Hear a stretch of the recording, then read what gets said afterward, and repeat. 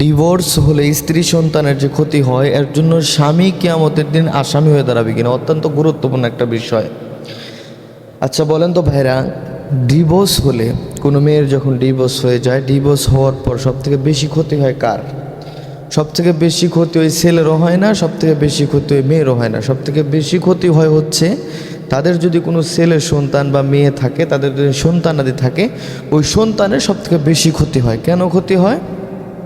ওই সন্তান তার মায়ের আদর থেকে বঞ্চিত হয়, তার বাবার আদর থেকে বঞ্চিত হয়। ওই সন্তান হেলায় খেলায় বড় হয়। আপনি আপনার নিজেকে দিয়ে কল্পনা করবেন যে আপনার বাবা মার যদি ডিভোর্স হয়ে যেত তাহলে আপনার কি অবস্থা হতো। আপনার মায়ের কাছে আপনি থাকতে পারতেন না, বাবার কাছে থাকতে পারতেন, হয়তো বা নানা নানির কাছে বা দাদা দাদির কাছে আপনার থাকতে হইতো, অথবা কাকা কাকি বা চাচা চাচিয়াদের কাছে আপনার থাকা লাগতো। মানে অবহেলায় আপনি সারাটা জীবন আপনার কাটানো লাগতো। তো এই জন্য ডিভোর্স যখন হয়ে যায়, অনেক সময় দেখা যায় যে বিনা কারণে ডিভোর্স হয়। অনেক সময় দেখা যায় যে স্বামী অন্য মহিলার সাথে পরকীয়া করছে, যার কারণে নিজের স্ত্রীকে ছেড়ে যে মহিলার সাথে পরকীয়া করছে তাকে নিয়ে পালিয়ে যায়। এদিকে নিজের সংসার নষ্ট করে ফেলে রেখে যায়, নিজের সন্তানের দিকে তাকায় না, নিজের স্ত্রীর দিকে তাকায় না, পরবর্তীতে ডিভোর্স হয়ে যায়। এটার জন্য অবশ্যই কিয়ামতের দিন আপনার হিসাব দিতে হবে। কিয়ামতের দিন কঠিন মুসিবতের সময় আপনার একদম পাই টু পাই হিসাব দিতে হবে। কাঠগড়ায় আপনাকে দাঁড় করাবেন আল্লাহ রব্বুল আলামিন।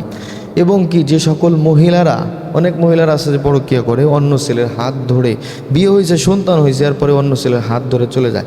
এই যে আপনি সংসার ফেলে যে চলে গেলেন, আপনার সন্তানাদি ফেলে চলে গেলেন, এই সন্তানটা বড় করার দায়িত্ব ছিল আপনার। আপনি পরকীয়া করে অন্যজনের হাত ধরে যে চলে গেলেন, এটার জন্য অবশ্যই কিয়ামতের দিন আপনার কাঠগড়ায় দাঁড়াতে হবে এবং হিসাব দিতে হবে।